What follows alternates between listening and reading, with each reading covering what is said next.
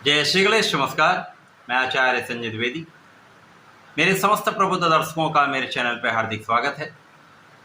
प्रिय दर्शकों, आज मैं मीन राशि का जून माह का मासिक राशिफल लेकर आपके सम्मुख उपस्थित हूँ।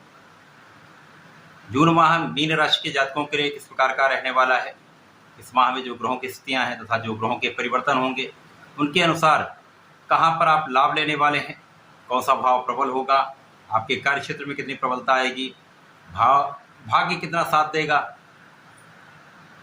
ज्ञान शिक्षा संतान का भाव किस प्रकार का रहने वाला है, धन का भाव कितना प्रबल रहेगा तथा इस माह में यदि कोई समस्या आ रही तो उसका कैसे निराकरण करना है, संपूर्ण विश्लेषण मैं पूर्ण तरीके के साथ करने जा रहा हूँ। प्रिय दर्शकों, ये राशिफल आपके चंद्र राशि पर आधारित है, अर्थात आपकी जन्म कुंडली में यदि 12 नंबर में चंद्रमा है तो आपकी मीन राशि। मीन राशि के लिए यदि हम ग्रहों का अवलोकन करें, स्थितियों का अवलोकन करें तो इस प्रकार की स्थिति होगी। प्रारंभिक समय में राहु का गोचर तो आपके लग्न में चल ही रहा है, यहाँ पर चंद्रमा भी होंगे। इसके पश्चात आपके द्वितीय भाव में धन भाव में मंगल का गोचर 1 जून से ही प्रारंभ होगा, तो पहला परिवर्तन मंगल का ही है। आपके तृतीय भाव में वृषभ राशि में गुरुदेव बृहस्पति होंगे, यहाँ पर शुक्राचार्य का मालव्य योग भी होगा, यहाँ पर सूर्य और बुध का बुधादित्य योग भी होगा। इस प्रकार से यहाँ पर चतुर्ग्रही संयोग आपके तृतीय भाव में बन रहा है, जो अत्यंत प्रबल रूप से आपको लाभ देने जा रहा है। आपके सप्तम भाव में केतु का गोचर होगा, आपके द्वादश भाव में शनिदेव गोचर कर रहे हैं, जो कि पूरा वर्ष यहाँ पर रहने वाले हैं। यहाँ पर इस माह में 4 पंच महापुरुष राजयोगों का निर्माण होने जा रहा है। शनिदेव द्वादश भाव में है, जिनका पंच महापुरुष षष्ठ नामक राजयोग बहुत बड़ा लाभ नहीं देने वाला है। इसी प्रकार से जो मंगल का रोचक योग बन रहा है वो आपके लिए अत्यंत लाभकारी होने जा रहा है। शुक्राचार्य जब तक यहाँ पर आपके तृतीय भाव में गोचर कर रहे हैं, मालव्य योग में हैं, महाधन का महा ऐश्वर्य का लाभ आपको देने जा रहे हैं। तथा जब बुध का भद्र योग बनेगा, जो पंच महापुरुष राजयोग आपके ज्ञान से, आपकी शिक्षा से, आपके बुद्धि के बल से आपको जीवन के समस्त सुखों की प्राप्ति कराता है। तो ये पंच महापुरुष राजयोग बन रहे हैं, जिनका 3 पंच महापुरुष राजयोग आपके लिए अत्यंत लाभकारी। प्रारंभिक समय से ही लग्न में चंद्रमा होंगे, जो 2-2.5 दिन ही रहते हैं। तो यहाँ पर मानसिक तनाव हो सकता है, कुछ मौसम के रोग हो सकते हैं। विशेषतया यहाँ पर संतान के पक्ष के कारण कुछ तनाव आपको हो सकता है। ज्ञान के कारण, शिक्षा के भाव के कारण तथा प्रेम संबंधों में यहाँ पर कहीं न कहीं समस्याएं हो सकती हैं। इस कारण तनाव यहाँ पर रहने वाला है। परंतु जैसे ही चंद्रमा का गोचर आपके अगले भाव में, धन भाव में हो जाएगा, यहाँ पर स्थिति अत्यंत प्रबल हो जाएगी। तो अधिक समय के लिए, केवल 1-2 दिन के लिए समस्या रहेगी।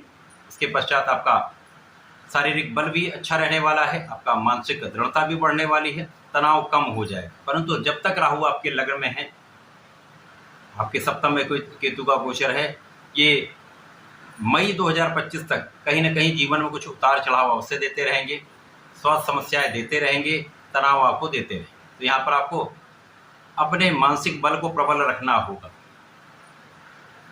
अकारण ही यहाँ पर तनाव होता है, अकारण ही डर होता है, इनसे आपको बचना हो। आपको अपने कॉन्फिडेंस को हाई रखना हो, सूर्य को नित्य जल देना हो। आदित्य हृदय स्रोतम का यदि पाठ करते रहते हैं प्रत्येक रविवार तो कष्ट कम हो जाए।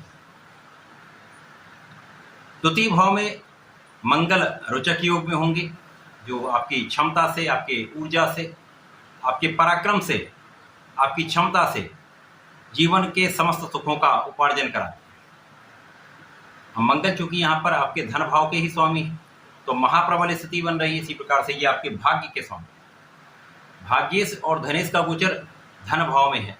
महाधन का योग 100% बनने वाला है। इस समय में आपका भाग्य संपूर्ण रूप से आपके साथ में होगा, तो महाधन महाभाग्य का लाभ तो पूरा माह आपको प्राप्त होने वाला। परिवार का संपूर्ण सहयोग मिलेगा, परिवार के भाव से सुख मिलेगा तथा परिवार वृद्धि का योग है। पारिवारिक संपत्ति से लाभ का योग। धर्म के कार्य में आपकी रुचि रहेगी, धर्म के कार्य में आपकी प्रगति भी होने वाली। केवल यहाँ पर आपको वाणी संयमित रखनी होगी, क्योंकि मंगल क्रूर ग्रह, यदि सही दिशा में इसका उपयोग नहीं होता तो कहीं ना कहीं समस्याएं भी उत्पन्न हो। तो यहाँ पर आपको वाणी बहुत संयमित रखनी हो। यदि वाणी संयमित रखेंगे तो परिवार का भाव आपको बहुत लाभ देने वाला है। मंगल का प्रभाव आपके शिक्षा ज्ञान के भाव को प्रबल करेगा तथा यहाँ पर जब चंद्रमा का गोचर होगा तो इस समय ये अत्यंत प्रबल स्थिति हो जाएगी। आपका ज्ञान भी अच्छा रहने वाला है, शिक्षा में प्रगति भी करने वाले हैं, संतान सुख भी प्राप्त होगा तथा संतान की प्रगति भी होने वाली। संतान की ओर से जो तनाव वो समाप्त हो जाए तथा महाधन का योग बने। जो तृतीय भाव वो अत्यंत प्रबल रहने वाला है। यहाँ पर गुरुदेव तो पूरा वर्ष यहाँ पर रहेंगे। 15 जून तक सूर्यदेव भी रहेंगे, 14 जून तक बुध भी रहेंगे, 12 जून तक यहाँ पर शुक्राचार्य। तो 12 जून तक आपको महा लाभ का योग बन रहा है, जो आपके मालव योग से प्राप्त होगा, बुधादित्य योग से प्राप्त होगा। कुशाग्र योग के कारण बुद्धि अत्यंत तीक्ष्ण रहने वाली है, कुशाग्र आप रहने वाले हैं तथा यहाँ पर रवि शुक्र योग का लाभ भी संपूर्ण रूप से आपको प्राप्त है। यहाँ से महाभाग्य का लाभ आपको 100% मिलेगा। यहाँ पर 5 ग्रहों का संयोग यहाँ पर आपको सकारात्मक प्राप्त हो रहा है। केवल राहु जो है वो आपके भाग्य को बाधित कर रहे थे, परंतु इन 5 ग्रहों का संयोग आपके भाग्य को प्रबल करने वाला है। तो निश्चित रूप से ये यहाँ पर भाग्य तो आपका अत्यंत प्रबल होने वाला है।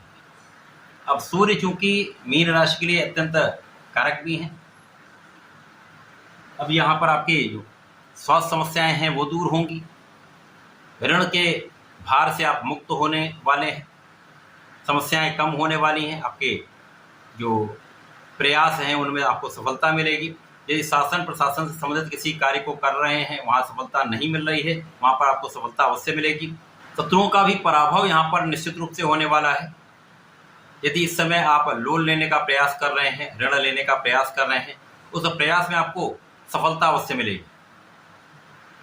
जो लोग कार्य क्षेत्र का प्रयत्न कर रहे हैं, नौकरी चाह रहे हैं, व्यापार प्रारंभ करना चाह रहे हैं, किसी प्रोफेशन में जाना चाह रहे हैं, ये सकारात्मक समय आप यहाँ पर लाभ ले सकते हैं। शुक्राचार्य मीन राशि के लिए यहाँ पर यदि हम अवलोकन करें तो आपके लिए अष्टम के स्वामी तथा आपके पराक्रम के स्वामी, तो परिश्रम आपका बहुत अच्छा रहने वाला है। आप अपना संपूर्ण प्रयास करने वाले हैं तो लोगों का सहयोग भी प्राप्त होने वाला है। विशेष रूप से यहाँ पर छोटे भाई बहनों का सहयोग पूर्ण रूप से प्राप्त होगा।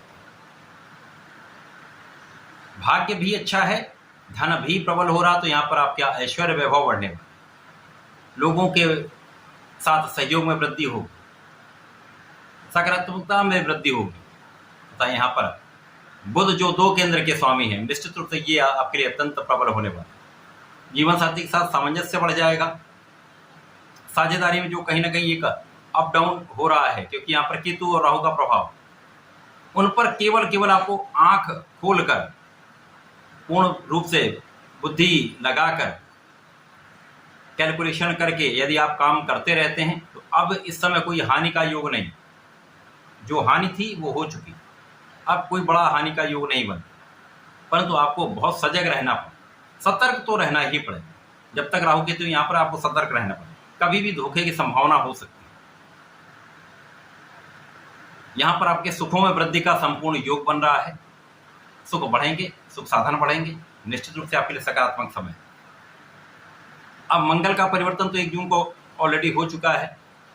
दूसरा परिवर्तन शुक्र का है, जो आपके चतुर्थ भाव में पहुंच जाएंगे, जो कि केंद्र का भाव है। केंद्र के भाव में समस्त ग्रहों का प्रभाव कई गुना बढ़ जाता है। शुक्राचार्य जहाँ जाएंगे तो मित्र की राशि में होंगे, मिथुन राशि में इनका प्रभाव भी बढ़ने वाला है, जहाँ पर जाकर ये भूमि भवन वाहन के कारक होकर, ऐश्वर्य वैभव के कारक होकर, ऐश्वर्य वैभव भूमि भवन वाहन के भाव में गोचर करें, निश्चित रूप से इस भाव को कई गुना बढ़ा दें। बुध का भी गोचर 14 जून को यहाँ पर हो जाएगा, तो जिससे यहाँ पर महालक्ष्मी योग आपके सुख भाव में बन जाएगा, तो महासुख का योग बनेगा। भूमि भवन वाहन से संपूर्ण लाभ आप लेंगे, उनका उपयोग भी करेंगे, उनका लाभ भी आप लेने वाले हैं। वृद्धि का योग बनता है, वाहन वृद्धि का योग बनता है। इसी प्रकार से यहाँ पर संपूर्ण रूप से आपके कार्य क्षेत्र में प्रबलता है। 15 जून को जब सूर्यदेव भी पहुंचेंगे तो चतुर्थ भाव में त्रिग्रही योग बन जाए, एक महालाभ का योग यहाँ पर बनने जाए। सूर्य बुध का बुधादित्य योग, शुक्र बुध तथा सूर्यदेव का त्रिग्रही योग आपके कार्यक्षेत्र को कई गुना प्रबल करने वाला है। कार्यक्षेत्र आपका बहुत अच्छा रहने वाला है। कार्यक्षेत्र में संपूर्ण रूप से आप सफल होने वाले हैं। बड़े पद की प्राप्ति हो सकती है। जो लोग सरकारी सेवाओं में हैं उनके लिए पदवृद्धि तथा मन चाहा स्थानांतरण, मन चाहे पद की प्राप्ति, मन चाहा विस्तार आपको प्राप्त हो सकता है। धन का प्रबल रूप से आगमन आपके पास होने वाला है। एक बड़ा परिवर्तन सफलता का योग बनाने वाला, आपके यश में वृद्धि करने वाला। इसके पश्चात इस माह का अंतिम परिवर्तन बुध का ही, जब बुध चतुर्थ भाव से निकलकर आपके पंचम भाव में 29 जून को पहुंचेंगे तो ज्ञान के भाव में पहुंचेंगे। बुद्धि का कारक होकर ज्ञान के भाव में जाएंगे, कैलकुलेशन के कारक होकर ज्ञान के भाव में जाएंगे। तो निश्चित रूप से इस समय विद्यार्थी गण के लिए बहुत अच्छा समय है। जो लोग प्रतियोगिता परीक्षा की तैयारी करें उनके लिए बहुत उपयुक्त समय है। यहाँ पर सूर्य और शुक्र का प्रभाव आपके कार्यक्षेत्र पर होगा, बुध का प्रभाव आपके लाभ के क्षेत्र पर होगा। ज्ञान के भाव में बैठकर आपके ज्ञान को कई गुना बढ़ा दें। बुद्धि कुशाग्र रहेगी।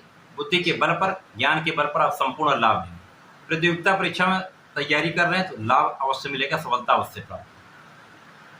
अब शनिदेव जो यहाँ पर आपके लिए पूरा वर्ष यहाँ पर रहने वाले उनको तो छोड़ नहीं सकते, क्योंकि शनिदेव अत्यंत प्रबल है। 7.5 का प्रथम चरण चल रहा है, जहाँ पर ये 12वें भाव में होकर आपके व्यय को बढ़ा रहे हैं। परंतु धन भी बढ़ रहा है, व्यय भी बढ़ रहा है। केवल व्यय पर नियंत्रण रखेंगे तो कोई बड़ी समस्या नहीं हो। लेकिन यहाँ पर आपके लिए यात्राओं का योग बनता है। जब तक शनिदेव यहाँ पर होंगे आपको पूरे वर्ष दौड़ाएंगे, यात्राएं कराएंगे। यात्राएं थकान भरी भी हो सकती हैं, परंतु आपके कार्य सिद्ध होते रहें। तो ये वर्ष शनिदेव आपके लिए अच्छा करेंगे, परंतु व्यय भी बढ़ाएंगे। इस माह में शनिदेव का प्रभाव धन की वृद्धि भी करने वाला है, क्योंकि धन के कारक पर इनकी दृष्टि का प्रभाव है।